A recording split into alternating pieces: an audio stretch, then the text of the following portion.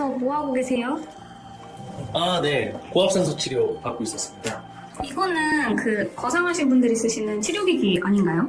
안면거상 후에 혈액 공급을 좋게 하기 위해서 이제 치료 목적으로 사용하기도 하는데, 면역력이 떨어지거나 피로할 때, 그럴 때 사용하면 또 좋습니다.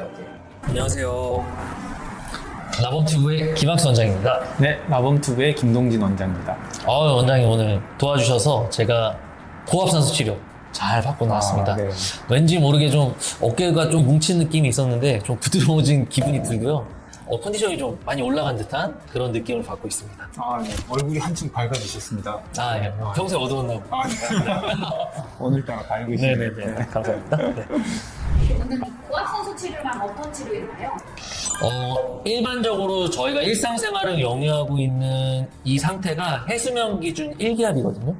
근데 요 1기압 상태의 2배, 3배, 즉 2기압 이상의 압력을 특정 챔버 안에 그런 조건을 갖추어 놓고 그 안에다가 100%에 가까운 산소를 공급하는 거예요. 우리가 호흡을 통해서 산소를 마시게 되면 그게 폐에서 혈액 속에 헤모글로빈을 통해서 이제 전신으로 전달이 되게 되는데 이제 그때 고농도의 산소를 체내로 공급시켜주는 역할을 하게 되는 거죠. 네. 실제로 이제 이렇게 고압산소 치료를 하게 되면 이 산소를 공급할 수 있는 능력, 그러니까 우리 몸 속에 들어온 산소가 이제 혈장에 녹아서 전신에 공급이 되는데 그 능력이 실제로는 10배 또는 15배까지 이제 올라가게 된다고 합니다. 그래서 이제 이런 것들을 통해서 산소 부족으로 유발될 수 있는 여러 질환들을 개선할 수 있게 되는 거죠. 고압산소 치료로 효과를 볼 수 있는 것은 어떤 게 있을까요? 일산화탄소 중독에 의한 치료로 가장 1순위로 꼽히는 게 고압산소 챔버고요. 그 외에도 이제 잠수병이라고 우리가 흔히들 얘기하는 이제 감압병 걸렸을 때도 고압산소 치료를 통해서 산소 순환을 좀 개선시켜 줄 수가 있고요. 그 밖에도 이제 가스 쇠전증이라든지 산소를 싫어하는 현기성 세균에 감염되었을 때 산소를 막 줘서 그 세균이 좀 활동을 못하고 싫어해서 나가 떨어지게끔 하는 현기성 세균 감염증, 그리고 각종 중독증, 그리고 수혈이 불가능한 경우인데 그럴 때도 이제 수혈을 급하게 할 수는 없으니까 산소 공급을 원활히 해서 적은 양의 헤모글로빈으로도 산소 포화도를 유지시키는 그런 상황일 때, 그럴 때 고압산소 챔버를 현재로서는 이제 병원급에서 이용을 하고 있는 것 같습니다. 그래서 제가 예전에 그 스쿠버 다이빙을 배울 때 그때 강사님께서 고압산소 치료가 가능한 병원 1시간 이내 거리에서 배워라. 그렇게 이제 얘기를 들었던 기억이 나거든요. 근데 이제 그때 당시 상상을 해보면 그게 이제 막 헬기를 타고 가서 엄청나게 큰 설비가 조금 구비된 고압산소 치료였는데 최근에 이제 이런 미용 성형 학회를 갔더니 이제 되게 사이즈가 작아졌어요. 이 고압산소 치료 챔버 자체가. 방금 제가 들어갔다 나왔던 저희 병원에 구비되어 있는 고압산소 챔버도 많이 좀 컴팩트해진 사이즈죠. 그래서 이제 그렇게 되면서 이제 활용도가 되게 조금 다양해지고 높아진 것 같은데, 그래서 이제 최근에는 암세포 활동을 억제하고 이제 면역력 증가를 위해서 그런 암 치료에도 사용을 많이 하고 있고요. 그 외에도 화상이나 피부 괴사가 있는 상처 치료에서도 많이 사용을 하고 있고, 그 다음에 최근에 그 스포츠 뉴스에서 본 적이 있는데 요즘 웬만한 프로스포츠 구단에는 이게 다 구비가 돼 있다고 하더라고요. 노화 방지와 같은 항노화 치료에도 이제 사용을 하고 있는 걸로 알고 있고, 비만 관리에서도 이제 도움이 되기 때문에 아주 여러 방면에서 다양한 질환에 도움이 되고 있는 그런 치료라고 할 수 있습니다. 나범에서 수수도 관리로 고압산소 치료를 사용하는 이유는 어떤 이유가 있을까요? 저희 병원에서는 이제 확장 이전을 하면서 좀 이제 공간이 좀 저희가 마련을 해서 일부러 이 기계를 도입을 했습니다. 그 이유는 이제 수술 후에 붓기와 멍을 좀 빨리 빠지게 해주는 효과도 분명히 있고요. 염증 및 통증 감소에도 좀 도움이 돼요. 왜냐하면 이제 백혈구 등의 각종 세포에 얘가 좀 활성화를 좀 도와주기 때문에 그 기능이 높아지면서 염증의 리스크도 좀 줄여주게 되고요. 그로 인한 통증 감소에도 도움이 되고, 특히나 저희는 이제 안면거상이나 이마거상을 할 때 뭔가 이제 피판을 드는 범위가 크고 넓고 피부나 스마스를 좀 얇게 방해하는 경우들이 있거든요. 그런 경우에는 이제 혈행이 좀 떨어질까봐 우려되는 부분들이 있고, 특히나 이제 재수술 환자분들 같은 경우에는 이전에 여러 차례 수술들로 인해서 실제로도 좀 혈행이 감소한 게 확인이 되거든요. 그런 경우 고압산소 치료를 수술 전후 케어를 해드리면 훨씬 수술 효과나 그런 수술 후 관리에도 좀 도움이 되는 것 같고, 특히나 저는 흡연하신 분들은 안면거상 수술 전에도 그리고 수술 후에도 고압산소 치료를 꼭 받으시는 걸 권해드리고 있습니다. 그리고 이제 저희 라봄 성형외과에서는 이 구축코 성형 수술 전후에도 이 치료를 사용하는데요.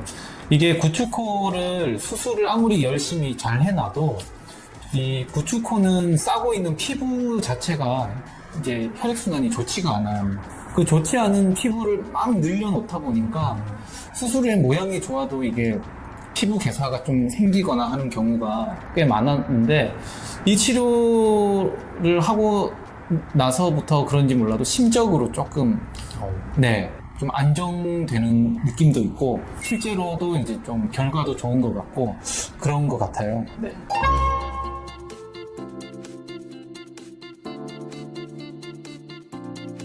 어느 정도 그 횟수로 그걸 하면 뭐 수술 전, 수술 후에 어느 정도 횟수로 시행을 하면 좋을까요? 근데 일단은 저희가 이제 이 고압산소 치료만을 위해서 저희 병원에 이제 내원을 저희가 부탁드리기는 사실 어렵고, 안면거상 수술하시면 보통 이제 피주머니랑 이제 쫄쫄이라고 불리는 이런 그런 압박들을 좀 하고 계셔야 되니까 이틀 정도 병원에 계시는데, 병원에 계시는 동안은 저희가 하루에 한두 차례 해드리고 있어요. 그 밖에도 이제 의료진의 판단에 의해서 피부의 혈행 상태라던가 붓기나 명의 정도에 따라서 횟수를 좀 늘리거나 줄이는 식으로 횟수를 컨트롤하고 있고, 일반적으로는 고압산소 치료를 이제 급여가 적용되는 항목들이 있어요. 이비인후과에서 뭐 난청 같은 경우에 쓰는데, 그런 경우는 이제 한 2주에 걸쳐서 한 주 2회 정도? 그 정도는 이제 공단에서도 급여로 묶어줄 만큼 어느 정도 좀 안전성이 확립된 기간과 주기인 것 같습니다. 수술하고 나서 고압산소 치료를 하면은 상처가 터지지는 않나요? 상처가 터질 정도의 압력은 아니고요. 산소가 이제 많이 운반될 정도의 그 대기압 대비 압력이 높다는 의미의 고압이지, 실제로 수술 후에 우리가 혈종이 생기지 않으라고 누르는 정도의 압력보다도 약하거든요. 압력 자체로 보면.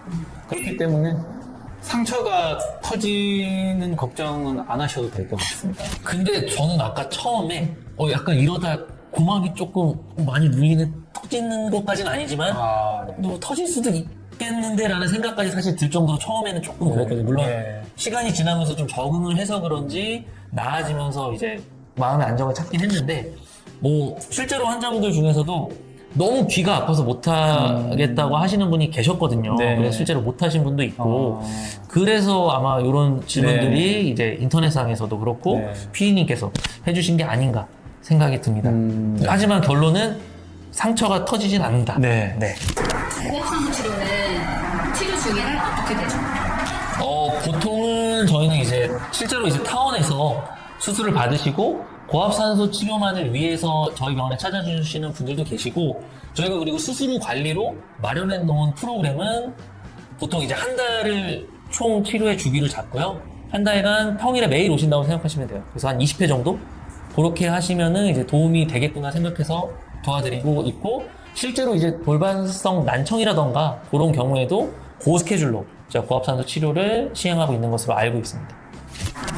고압산소 치료 시 주의사항이 있나요? 또 얘기가 나왔지만 뭐 압력 차이로 인한 고막 손상의 가능성이 있기 때문에, 그래서 이제 그 챔버 안에 이제 콜을 할 수 있는 전화기가 있어요. 너무 귀가 너무 아프다 그러면은 이제 멈출 수 있도록 이제 그 전화기를 들고 저희 직원을 불러주시면 되는 거고요. 뭐 절대적 금기증이라고 하는 거는 딱 하나가 나와 있는데, 이제 기흉 환자의 경우에는 고압산소 치료를 이제 하지 말라고 되어 있습니다. 그 다음에는 이제 폐쇄공포증 환자 같은 경우에는 조금 치료가 어려울 수 있을 것 같습니다. 네. 근데 이게 고압산소 치료라고 해서 단 하나의 기압으로 이 기계가 운영되는 건 아니고요. 압력들 저희가 좀 조절이 가능하거든요. 그래서 너무 무작정 이제 그런 무서운 공포를 가지고 경험하지, 나는 못하겠어라고 생각하시기보다는 압력을 조절해서 치료도 가능하니까요. 뭐 막연한 두려움은 안 가지셔도 될 것 같고, 그리고 저는 이제 요거는 이제 산소 치료기 안에서도 주의사항이 적혀 있을 정도로 이제 중요한 부분인데, 뭐 물론 그러시지는 않겠지만 이제 라이터나 성냥대의 그 인화성 물질을 가지고 들어가시게 되면 좀 위험도가 올라가니까 조금 생각을 하고 들어가시는 것도 좋을 것 같습니다. 네, 오늘은 이제 고압산소 치료와 고압산소 치료 기계에 대해서 알아보는 시간을 가졌는데요. 저는 이제 체험을 하고 나서 진행을 하니까 훨씬 더, 물론 몸도 가벼워진 것도 있지만 지식적으로도 좀 많이 원장님 통해서 알아가는 부분들이 있었기 때문에 유익한 시간이었던 것 같습니다. 아, 네, 다음번엔 저도 한번 체험을 해봐야 돼요. 아, 예, 저는 강추. 네, 네. 오늘 영상도 좋으셨다면 구독, 좋아요.